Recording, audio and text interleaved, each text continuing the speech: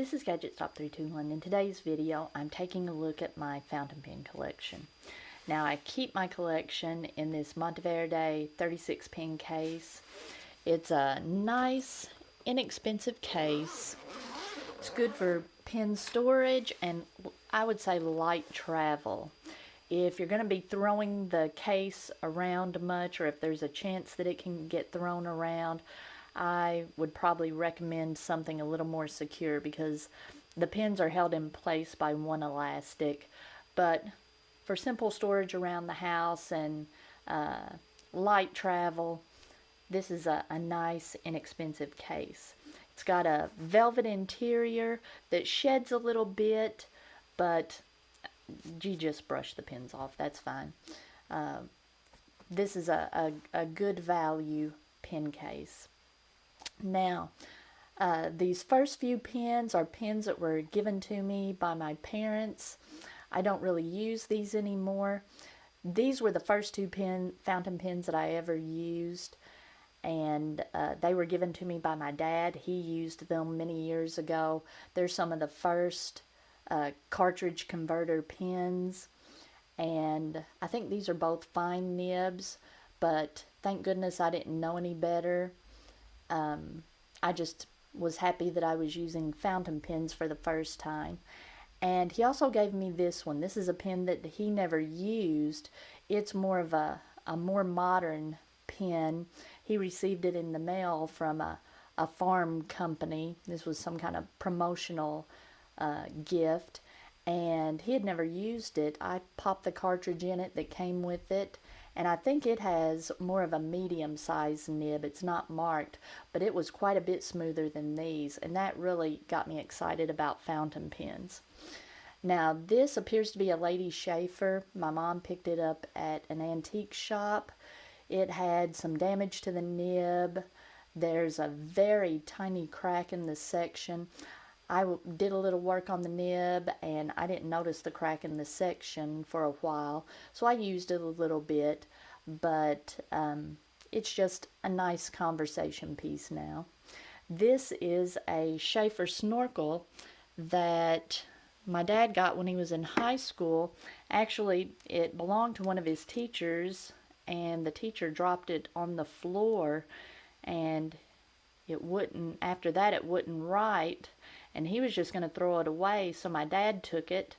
He never did do any work on it. Now it appears to need a new sack, but I've watched some videos on repairing a Schaefer snorkel, so that might be a project that I tackle in the future. I've got a couple pens that my sister gave me early on. These are wooden kit pens that she picked up from local craftsmen in different towns that she's lived in, and I still enjoy using these. These pair nicely with fall color inks, and I always get these out each fall, and I enjoy using them. And the next pen is my Nemosine Singularity. This is the first pen I ever got that would not write properly. And that was such a disappointment because when I took this pen out and held it in my hand, I thought, oh, I love this pen. This pen was made for me. It's got a 0.6 stub. I was excited about using that. This was my first stub nib, and it just leaked ink out like a drippy faucet. I contacted the company I got it from, Goulet Pens. They sent me a whole new nib section, and it did the same thing, and I thought, what are the odds of that happening? I've got to be doing something wrong, and I'd been using fountain pens for a while. I thought, what in the world? And finally I contacted them again, and they just sent me a refund. But I really wanted to use that narrow stub nib, so I got my first Jinhao, a Jinhao X750, and I just, for an inexpensive pen, really for an expensive pen, I like the size and feel of this. Fortunately, I had that stub nib to put in here because the medium nib that came with it was not pleasant to write with. It would write and it looked fine. It's not like it was skipping or anything. It was just a little rough.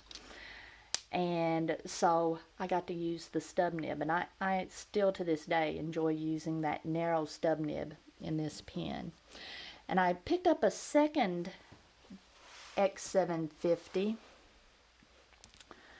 My daughter gave me, for Mother's Day this past year, gave me a Goulet Pens gift certificate. So I got a bottle of Diamine Earl Grey, and I picked up this matte black Jinhao to go with it. And I had had my eye on this one for a while. I just liked the look of it. And fortunately, this nib, the nib that came with this one, just writes perfectly. It's also a medium nib. And I'm not typically a medium nib person, but I've been using some journals here lately that have a wider line spacing, so it works out well. And down here on bottom, I've got my Kaweco section. Let me scoot this down a little bit. This is my Kaweco section. This Kaweco Skyline Sport is actually the first pen that I bought for myself. I bought it in the summer of 2015. I was really excited about pocket pens at the time, and I got this one with the extra fine nib. Really have enjoyed it. I use it a lot at school. And the Kaweco Lilliput was probably my first Grail pen. It's not the first Grail pen that I bought, but it's the first pen that I really had my eye on that was, to me, at the time, a pretty expensive pen. Now I've got the black and aluminum finish. It's the least expensive of all the Lilliputs, but I learned a lesson with this one. I got this one in an extra fine also. And I learned after buying this one, hey, I should have, since it has a nib section that's replaceable with the Skyline Sport, I should have gotten a different size. That way I could have switched them out with each other, had more writing options, but, you know, that was a lesson learned. And I've got my Kaweco Perkeo. This was never a pen that was really an interest to me. I wasn't crazy about the colors that it came in, but when this all black one came out, I thought, hey, I'd like to have one of those. I like the look of that. I got this one in a medium nib. Now the nib's not interchangeable with the Lilliput and the Skyline Sport, but I do really like the way it writes.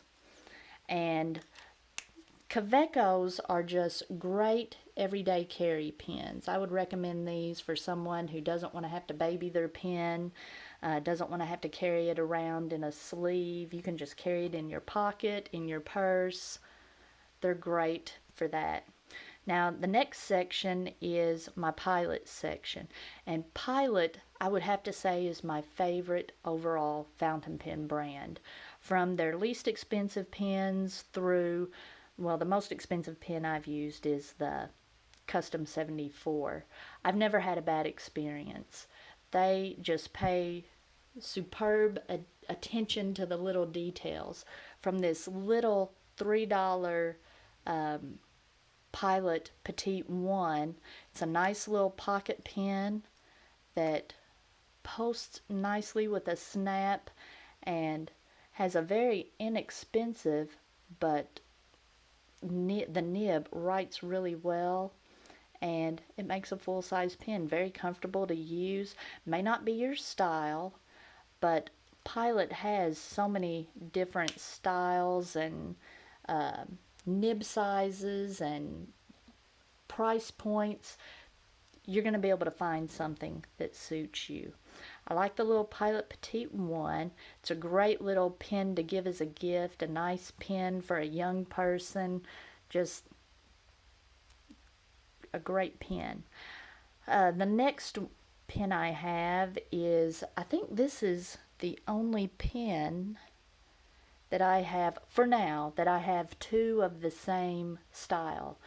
The Pilot Prera is a nice little demonstrator pen. Posts nicely, fits my hand nicely, writes really smooth, has a plain little nib. It's not fancy, but I have this is the 1.0 stub, and I've got a fine nib. Both write really smooth. I just like the look of the demonstrator. You can get them in a variety of colors. It also comes, if you're not crazy about the demonstrator, you can get the opaque body. Next, this is the first gold nib pen I ever bought, the E95S. It is, I think it's the prettiest pen I own. I'm almost kind of sometimes scared to take it out in public. It just feels so dainty and delicate, but it's a nice pen. It's got an interesting section and nib. This one is also, well, hold on, no, it's not an extra fine, it's a fine. And the only issue I have with it, it's not because the section is slick or anything, just the nature of my grip. I tend to slip down and get ink all over my hand.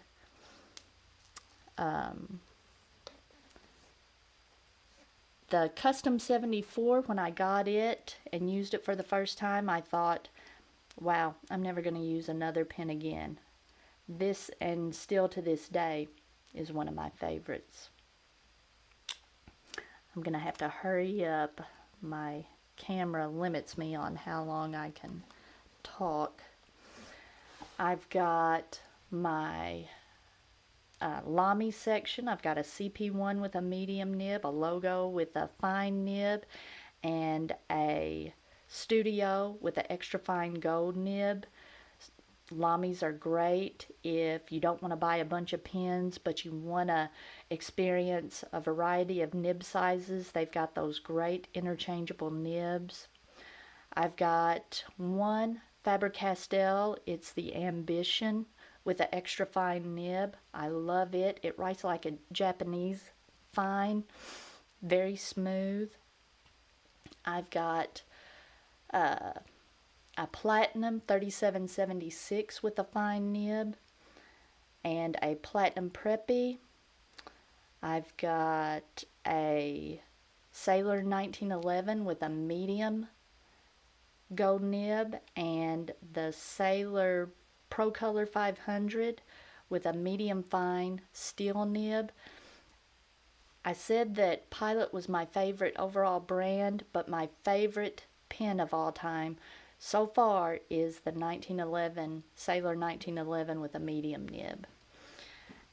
Just writes really smooth and still, fairly narrow, puts down a fairly narrow line.